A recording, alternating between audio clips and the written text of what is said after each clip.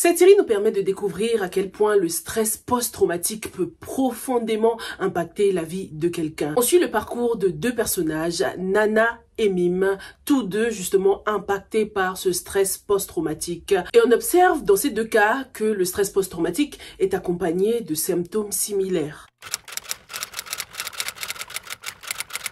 Dans l'épisode 73, Nana est agressée en pleine rue et perd l'argent qu'elle avait récolté pour les funérailles de Lulu. Mais au lieu de se considérer comme une victime, Nana ressent plutôt de la culpabilité, de l'impuissance. Elle commence à culpabiliser de ne pas avoir pu aider Lulu. Je savais qu'elle allait pas bien et j'ai rien fait. L'agression de Nana la laisse vulnérable et brisée. Elle pleure souvent, elle évite de parler de ce qu'elle a vécu et elle commence à se méfier de tout le monde, surtout lorsqu'elle marche seule dans la rue.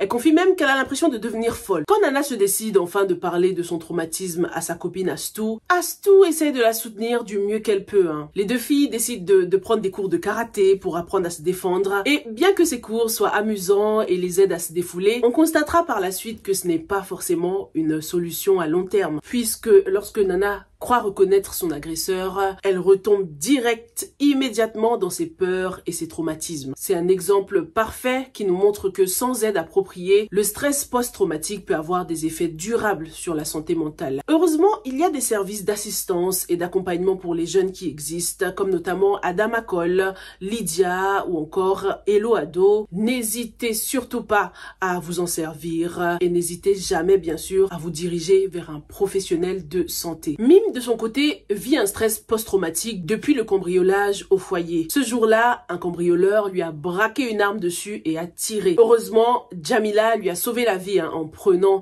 la balle à l'épaule. Mais cet événement a laissé des traces profondes chez Mime. Ils se sont coupables d'avoir mis la vie de Jamila en danger et ne peut pas s'empêcher de revivre la scène dans sa tête encore et encore. Et c'est tout à fait l'un des symptômes du stress post-traumatique. Les flashbacks, l'anxiété, les troubles du sommeil, des émotions incontrôlables. C'est ce que vivent ces deux personnages. Mais le pire pour Mime, c'est qu'il n'a vraiment personne à qui en parler. Sa copine Rose est souvent absente, prise par le travail. Tout ce qu'il a traversé commence à peser également sur sa vie de couple. La série montre bien que le stress post-traumatique ne disparaît pas tout seul et que sans prise en charge, il peut affecter tous les aspects de notre vie. La santé mentale, les relations et même le quotidien. C'est pour ça qu'il est important d'en parler, de chercher de l'aide professionnelle. Écoutons ce que Maïmouna nous a à dire. Elle est infirmière depuis plusieurs années déjà. Parlons du stress post-traumatique, donc une anxiété sévère survenant après un événement traumatisant, durant dans le temps et ayant un impact sur notre quotidien. Donc cela peut survenir sous forme de cauchemar, de flashback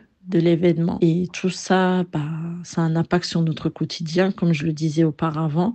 Juste se concentrer devient dur. Ça peut jouer sur notre sommeil, sur l'humeur et la personne donc va se sentir isolée. Il existe des solutions, comme parler à un psychologue. Ce n'est pas du tout un truc d'occidentaux de parler à un psychologue et cela ne veut pas dire qu'on devient fou. C'est vrai que cela peut faire peur de demander de l'aide, mais c'est bien plus courageux que de souffrir en silence. Libérer la parole est une étape cruciale pour commencer à guérir. N'hésitez pas, que ce soit avec une infirmière, un docteur, un thérapeute, un psychologue, n'ayez surtout pas honte d'en parler autour de vous parce que le stress post-traumatique, c'est une réaction normale à un événement traumatisant. C'est pas du tout une faiblesse, et ce n'est pas du tout de la folie, c'est tout simplement une blessure invisible qu'on peut soigner avec un bon accompagnement. Donc dis-moi dans les commentaires, est-ce que toi aussi t'es prêt à briser ce tabou autour de la santé mentale et encourager ceux et celles qui en ont besoin à demander de l'aide?